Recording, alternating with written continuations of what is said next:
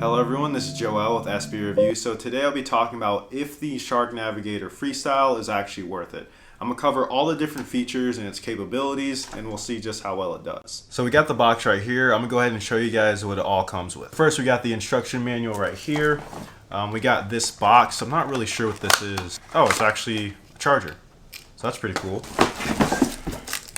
Then we got this, the main piece of the vacuum. Wow. This is actually a lot slimmer than I thought it'd be. So that's pretty cool. It's also really light. Also very light. And then we got the charging dock. Then we got the main piece right here. All these are very light. So you can see the vacuum right here. Look how light this thing is. It's pretty crazy. I think it's maybe around 15 pounds, if that. So with that being said, I'm gonna go ahead and start using it. So with the charging dock, you can see right there, it's mounted on there. And all you have to do once you are done charging for a little bit, is pull it off just like that. And then you just press this button.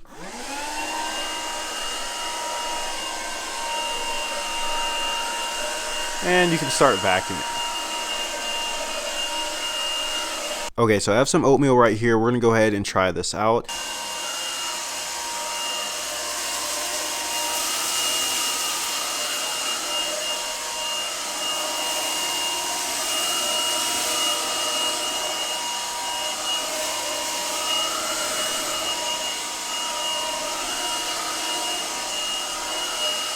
So as you can see, it did a phenomenal job of getting it up. It was able to get it up on the first try, and you can see all the oatmeal on the inside right here. Now the cool thing about this vacuum is that it actually tells you when it's charging and then also when the charge is complete. And the cool thing about it, you can use this on both a bare floor and a carpet. So if you have tile, if you have a wood floor or vinyl, you're going to be able to use this thing too. Now I'm going to try something a little bit more difficult for this vacuum and put powder on the floor.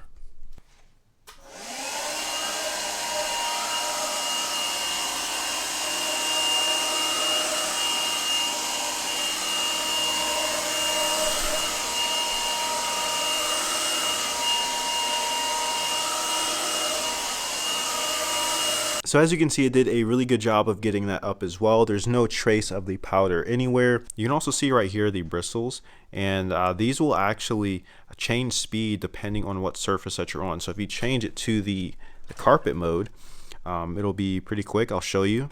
So this is the carpet mode.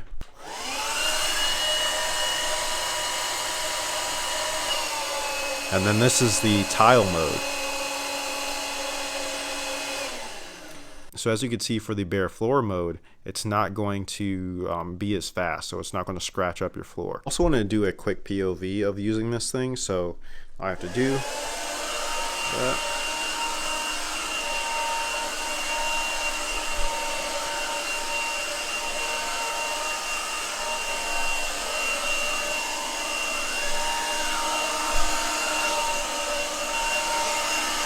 So you can see how flexible it is, and that's really perfect, especially if you try to get under a table. Like, look at this. It goes all the way down just like that. And that's exactly what you want for these types of vacuum cleaners. Like, it's light, it's flexible, makes it perfect for really any job. All right, I have some oatmeal on my tile floor. I'm gonna go ahead and see how it does. Looking up, the only thing to note is that because it is a tile floor or a bare surface, in order to prevent from scratching, the bristles are not going to be moving as fast. So now we have some powder. I'm gonna go ahead and try it out. Now allegedly you could probably use the carpet mode on this as well. I don't think that it's going to be that big of a deal in terms of like scratching your floor. Honestly, it's up to your own discretion. I don't think it'll be that big of a deal.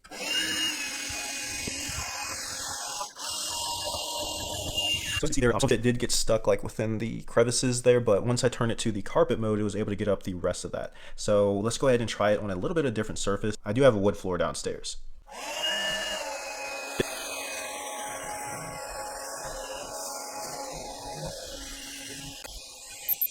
I'd say better than the tile. Okay, now in terms of emptying this, it's actually extremely easy to do. Just press this button right here, and this comes off, and you can see there's this little button right here, and you can empty this right into the trash can. So you just empty it,